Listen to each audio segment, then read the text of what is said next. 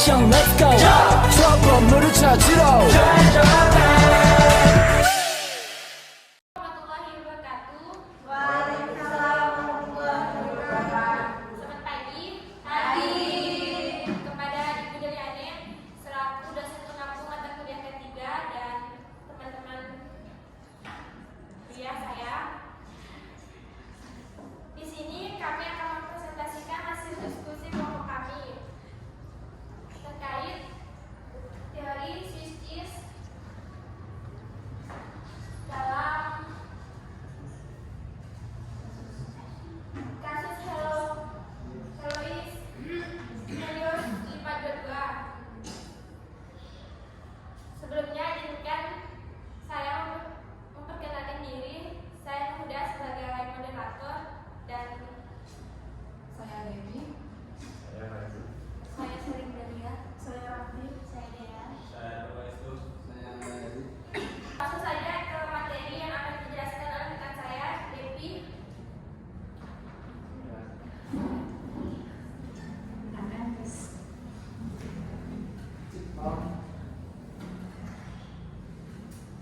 Baik, untuk materi pertama yaitu dari teori Swiss cheese adalah Swiss cheese model adalah suatu model yang digunakan untuk menganalisis risiko dan manajemen risiko sistem manusia. Swiss cheese model digunakan untuk menganalisis major accident dan kegagalan sistem yang cenderung terjadi karena beberapa sebab atau kesalahan-kesalahan kecil yang membawa ke arah bahaya bahkan kecelakaan menurut James Ration 1950. Selanjutnya, next. Untuk Swiss cheese terdapat 4 lapisan. Yang pertama adalah organization influence, yang mana pengaruh organisasi yang berasal dari sumber manajemen, iklim kerja, dan proses organisasi.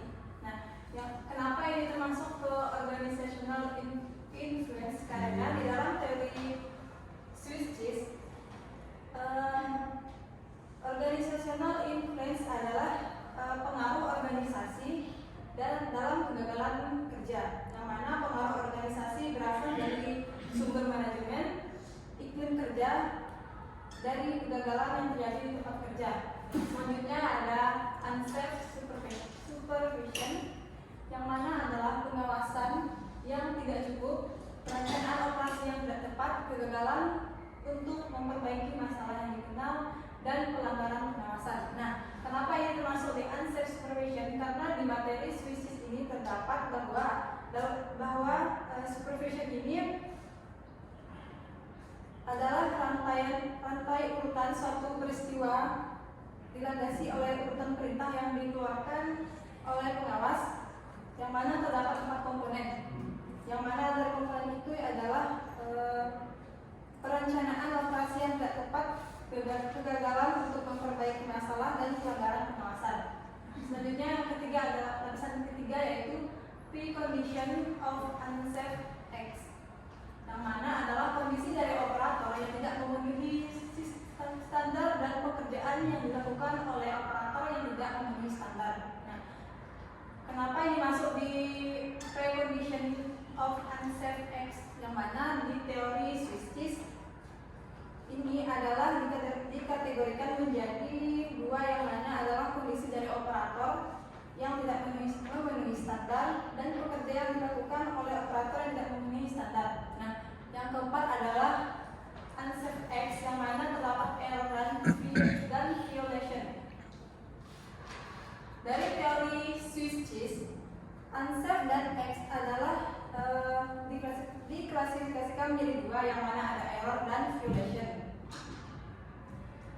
Dalam error adalah gambaran dari suatu kegiatan fisik dan mental seorang yang tidak berhasil melakukan sesuatu yang diinginkan. Sedangkan violation yaitu menunjukkan adanya keinginan untuk mengabaikan suatu tugas tertentu. Selanjutnya dijelaskan oleh rekan saya.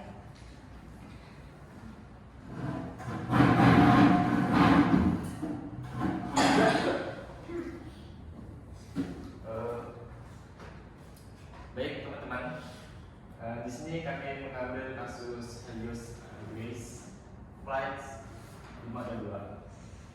Nah, ini merupakan bencana pembangunan mematikan di sejarah Yunani yang dimana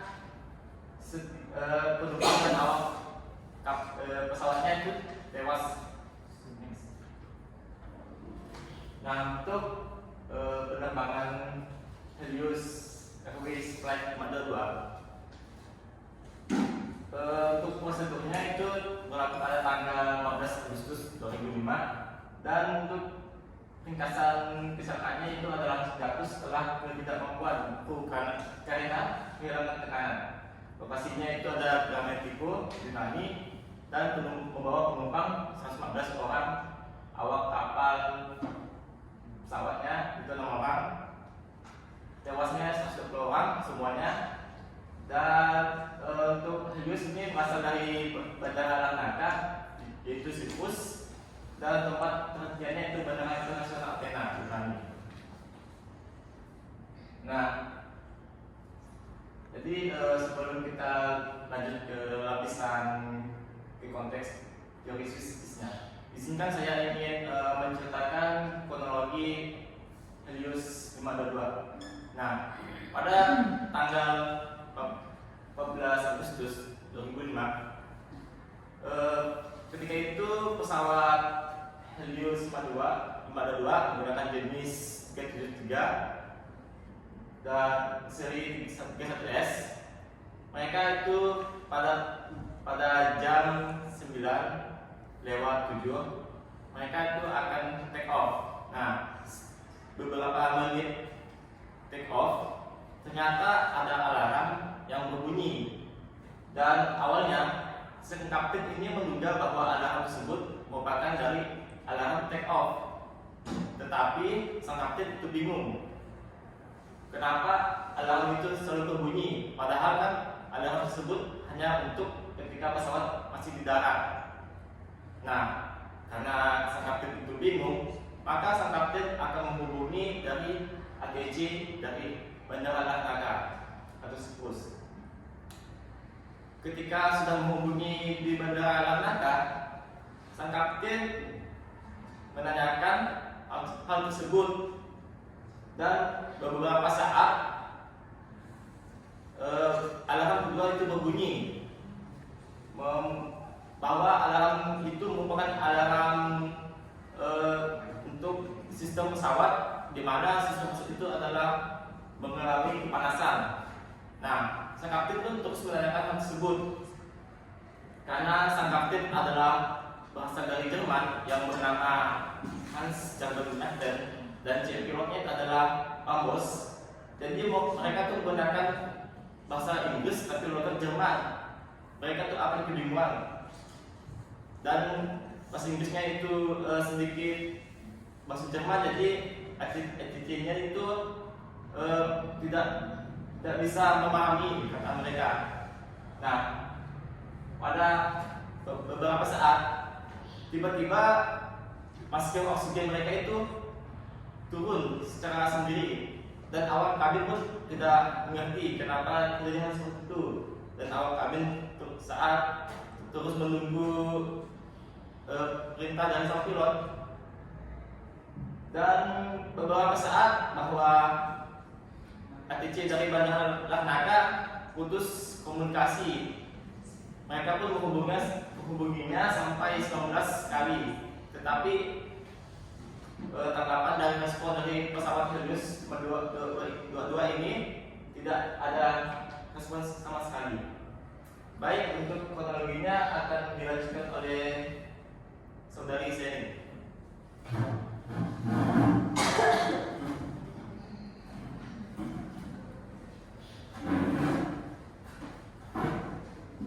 Baik, selanjutnya saya akan menjelaskan kronologinya terlebih dalam dari pesawat Helios 522 ini, yang dimana karena tidak ada tanggapan dari pesawat Helios, maka diterbangkanlah pesawat Yunani 2 jet tempur untuk melihat visual bagaimana pesawat Helios tersebut berada di udara.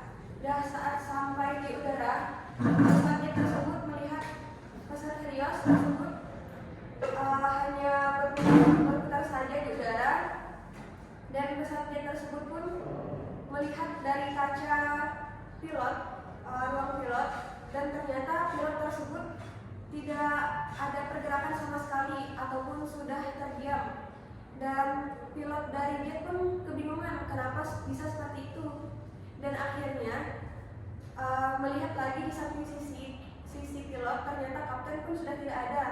Dan kemungkinan kapten itu ingin melihat penumpang, akan tetapi sudah kehabisan oksigen, jadi tidak sempat untuk ke tempat penumpang tersebut. Dan setelah itu kedua jet tempur tersebut kembali ke agak tengah melihat kaca dari kabin penumpang. Ternyata penumpang tersebut pun tidak ada pergerakan ataupun memberikan isyarat untuk meminta tolong kepada pesawat jet tempur. Mereka semua sudah memasang oksigen, tapi semuanya terdiam seperti mati. Nah, pada pukul 11.50 pesawat di mesin sisi kiri itu mengalami kehabisan bahan bakar, dan akhirnya pesawat itu tidak seimbang. Dan 10 menit kemudian pesawat di sisi kanan juga mengalami kehabisan bahan bakar, dan terjadi penurunan pesawat di 34.000 feet. Dan setelah ketinggian 8.000 feet, pesawat jet itu pilotnya melihat seorang pramugara yang masih hidup, dan ternyata pramugara tersebut bernama Andreas. Andreas itu bertahan menggunakan tabung oksigen, dan Andreas juga memiliki pengetahuan untuk menerbangkan pesawat, dan dia ingin mencoba menerbangkan pesawat, tapi sayangnya oksigen yang digunakan Andreas itu pun telah habis, dan tidak sempat Andreas untuk menyelamatkan pesawat tersebut. Nah, dan pukul 12.03 terjadilah pesawat kehilangan sudah tidak bisa diselamatkan. Akhirnya pesawat mendarat dengan terjatuh. Akhirnya dipastikan penumpang dan kru tersebut 121 orang tidak ada yang selamat. Mungkin dari itu yang bisa saya sampaikan. Selanjutnya akan dijelaskan oleh Ranti.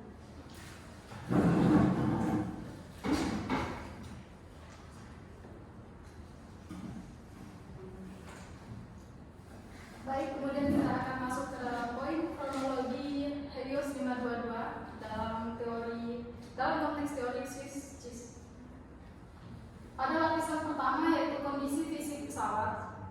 Pada tanggal 14 Agustus 2005, pesawat Boeing 737-300 dengan nomor registrasi 5B DBY melakukan penerbangan ke Bandara Internasional Larnaca di Siprus menuju Athena, Yunani. Saat pesawat tersebut lepas landas dari Bandara Larnaca, Siprus, sejumlah keadaan fisik pesawat diharuskan berfungsi dengan baik, termasuk sistem tekanan kabin. Dari lapisan pertama muncullah lubang yang pertama, yaitu tekanan kabin rendah. Mengapa terjadi tekanan kabin rendah? Karena saat penerbangan berlangsung terjadi masalah tekanan kabin yang tidak normal. Tekanan kabin yang rendah harusnya menjadi sinyal peringatan, tetapi ini tidak berfungsi. Tekanan kabin yang rendah menyebabkan seluruh awak pesawat serta penumpang kehabisan oksigen. Selanjutnya akan dilanjutkan oleh Rifan.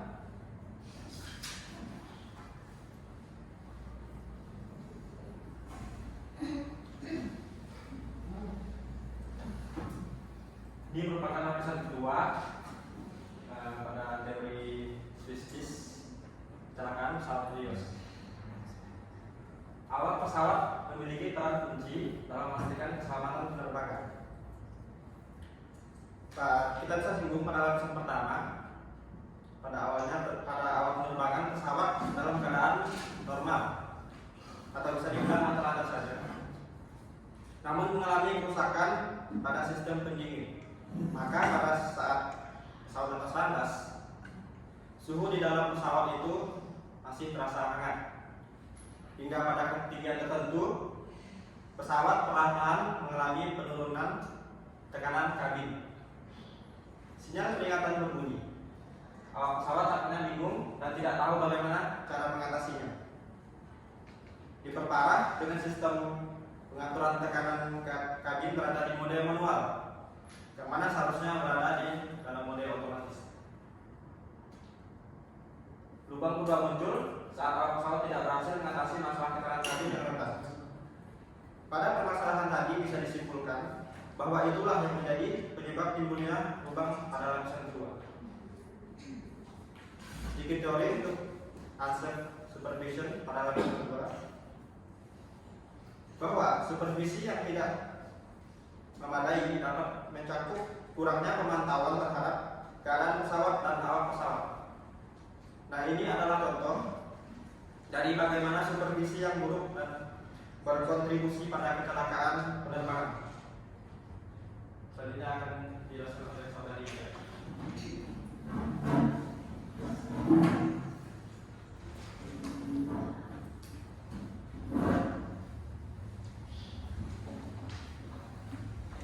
Selanjutnya ialah lapisan ketiga, di mana di sini terjadi kesalahan komunikasi antara awak pesawat dan pusat kendali, sehingga hal tersebut menyebabkan pusat kendali tidak menyadari bahwa situasi di dalam pesawat pada saat itu dalam keadaan darurat.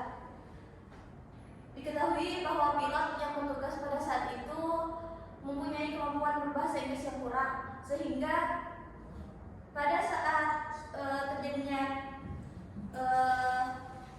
masalah, beliau kesulitan untuk menyampaikan kepada pihak yang berada di darat, sehingga pencegahan terjadinya tragedi kecelakaan pesawat tersebut tidak segera teratasi. Selanjutnya akan dibacakan oleh saudara Gaji.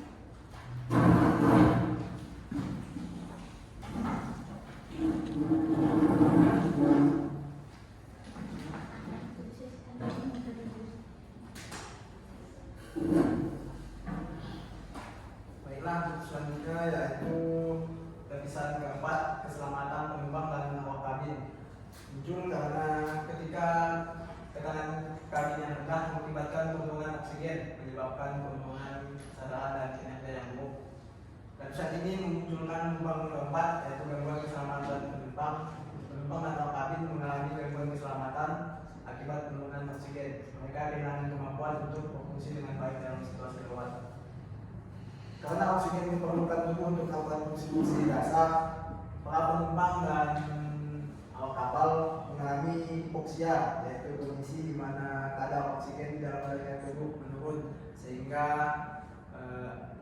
aktivitas atau fungsi-fungsi dari tubuh manusia berkurang, sehingga awak kapal tidak dapat beradaptasi secara langsung terkait dengan masalah yang sedang dihadapi. Adapun lapisan keempat ini masuk dalam unsafe act, yaitu karena yang pertama perception error, karena pilot tidak menyadari bahwa tekanan udara pesawat yang tidak diatur otomatis melainkan manual, sehingga berpengaruh terhadap seluruh penumpang termasuk pilot dan co-pilot. Yang kedua yaitu salah persepsi. Pilot menilai bunyi alarm yang berbunyi mengira bahwa bunyi alarm tersebut adalah alarm untuk take off, padahal alarm tersebut adalah menandakan bahwa tekanan kabin yang bermasalah di ketinggian tertentu, sehingga hal tersebut berakibat fatal terhadap para penumpang yang harus kehabisan oksigen saat berada di dalam pesawat. Dan kesalahan terakhir yaitu skill based error, yaitu kesalahan komunikasi yang sudah disampaikan sedikit oleh dia, yaitu karena kurangnya kemampuan bahasa Inggris dari pilot, sehingga masalah komunikasi menjadi salah satu penyebab terjadinya tragedi ini. Pilot tidak dapat menyampaikan dengan benar masalah yang sedang dihadapi, sehingga pihak yang ada di darat tidak dapat mengatasi masalah tersebut dengan segera, sehingga terjadilah tragedi Helios Airways di Yunani pada tahun 2005 ini.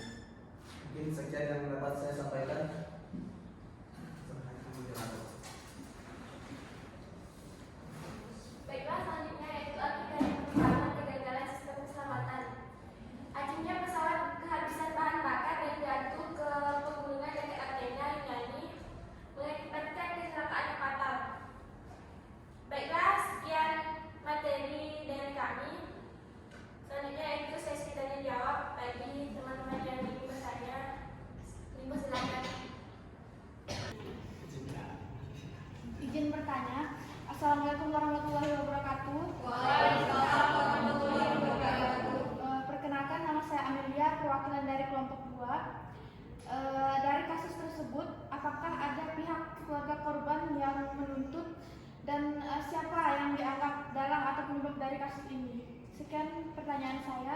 Assalamualaikum warahmatullahi wabarakatuh. Baiklah, langsung saja. Pertanyaan akan dijawab oleh saudara Faizul.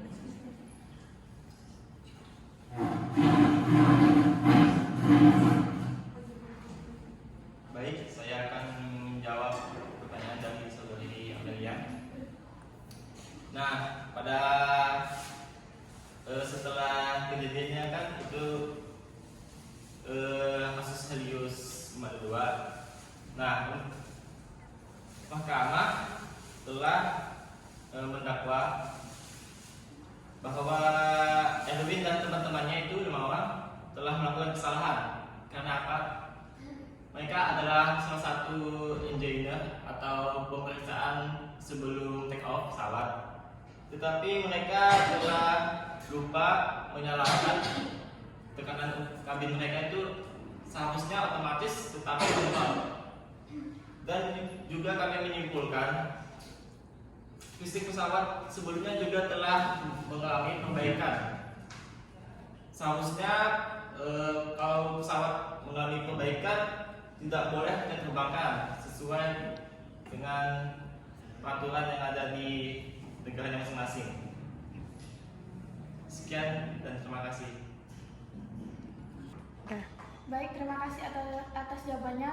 Kemudian saya ingin menyanggah tadi pertanyaan saya itu apakah ada pihak dari keluarga korban yang menuntut. Sekian pertanyaan saya. Nah, untuk sejauh ini kami pun belum menemukan sumber bahwa pihak keluarga menuntut dari pihak yang berkaitan. Dan cuman kami dapatkan adalah kasus penyelidikannya, yaitu kesalahan dari teknisi engineering. Apakah sudah jelas, saudara Amel? Sudah, terima kasih. Assalamualaikum warahmatullahi wabarakatuh. Waalaikumsalam warahmatullahi wabarakatuh. Perkenalkan, nama saya Melisa dari kelompok 1. Di sini saya menanyakan tentang mengapa Andreas bisa tahu dengan kasus-kasus tersebut. Bahkan kasus tersebut kan di atas kan, tentang pesawat kan di atas. Nah, dan juga akibat penumpangnya itu bisa mati. Tadi kan ada membahas tentang penumpangnya di atas itu sudah mati terlebih dahulu kan sebelum jatuh pesawatnya. Nah, dari mana kasus tersebut kalian bisa tahu? Sekian, terima kasih. Wassalamualaikum warahmatullahi wabarakatuh. Baiklah, langsung saja pertanyaan dari saudara Rimona akan dijawab oleh dari Bu Dania. Baik, terima kasih Mona Lisa atas pertanyaannya. Jadi begini, saya ingin sedikit meluruskan, bukan Andreas yang tahu tentang kejadian itu, tetapi Andreas itu adalah satu pramugara yang hidup terakhir dan diketahui oleh para pilot jet yang diterbangkan di langit Yunani. Nah, jadi begini, kenapa bisa tahu cerita tersebut? Orang-orang kan sudah mati di atas udara, jadi kan tidak bisa udah mati kan tidak ada yang bisa bercerita kan. Nah, jadi begini, pesawat jet dari Yunani milik militer kan diterbangkan di atas udara. Nah, jadi yang saksi kenapa ada Andreas masih hidup pada saat itu dan kenapa para penumpang sudah tidak ada yang hidup lagi di dalam pesawat tersebut, itu saksi dari para pilot 2 jet yang diterbangkan tersebut. Nah, yang seperti tadi saya jelaskan, mereka melihat dari kaca depan bahwa pilot sudah tidak ada pergerakan dan mereka akhirnya melihat ke kabin pesawat. Para penumpang pun tidak ada pergerakan juga. Nah, mungkin itu yang bisa saya sampaikan. Terima kasih atas pertanyaannya.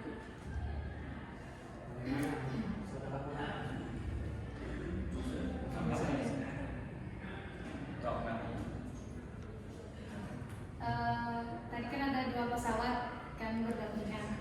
Apakah semua kedua pesawat tersebut mati di dalamnya, penumpang sama pilot-pilotnya lah? Saya akan mengulang jawabannya. Jadi kan pilot kan ibaratkan ini kan pesawat Helios. Nah, didampingi oleh suatu kru. Nah, mereka ini pertama ini mereka melihat di ruang kokpit bahwa ada respon dari sang pilot. Cuman CO-nya, sang pilot itu tidak ada di kursinya. Nah, karena pilot jet tempur ini memeriksa bagi penumpang, maka dia mundur dan memeriksa. Ternyata sang pilot ini kemungkinan kehabisan oksigen ataupun sudah meninggal, dan semuanya penumpang pun sudah meninggal. Tidak tahu apakah mereka pingsan atau meninggal. Nah, pada saat pilot jet tempur melihat di kaca penumpang bahwa ada seseorang yang berlari menuju ke ruang kokpit, dan ternyata dia adalah salah satu pramugara di Bandara Larnaca. Nah, pilot pun terus mengikutinya, mendekati di jendela kokpitnya. Nah, ketika pilot jet tempur mengisyaratkan bahwa pramugara itu tidak merespon karena kemungkinan dia atau kehilangan oksigen, lemah ataupun hipoksia, jadi dia terus mengambil kemudi pesawat dan berusaha untuk semaksimal mungkin untuk menyelamatkan. Tetapi masalahnya adalah bahan bakar dari engine pesawat sebelahnya itu kehabisan bahan bakar, dan dilanjuti oleh engine yang keduanya lagi. Jadi sebelum terhempasnya ke Bukit Gamatiku, pramugara itu sempat mengisyaratkan di komunikasi bahwa dia harus melakukan pendekatan darurat. Dia ada menyebutkan bahwa Mayday selama 5 kali. Nah, jadi setelah itu pesawat pun terhempas ke Bukit Gamatiku dan tidak ada pun yang selamat. Nah, kenapa pihak dari penyelidik tahu itu bahwa Andreas? Karena dari suaranya, pihak itu mengetahui dari suaranya bahwa itu salah satu dari pramugara. Jadi seperti itu. Dia ada pun selamat. Paham? Ya. Oke, baik. Jetnya pasti nak terbangnya jetnya mundur. Mundur. Jetnya selamat dan jetnya wah. Ngawal sih. Bebas pakai. Baik, terima kasih atas jawabannya kepada kelompok 3. Baiklah, sekian pemaparan materi dari kami. Jadi kesimpulan terkait pesawat Helios 522 itu adalah kesimpulan utama pentingnya identifikasi, pencegahan dan perbaikan terus-menerus terhadap perubahan dalam setiap lapisan sistem. Keselamatan untuk mencegah kecelakaan dan memastikan keselamatan penerbangan yang lebih baik di masa depan. Baiklah, sekian presentasi dari kelompok kami. Saya akhiri. Wabillahi taufiq wal hidayah. Assalamualaikum warahmatullahi wabarakatuh. Waalaikumsalam warahmatullahi wabarakatuh.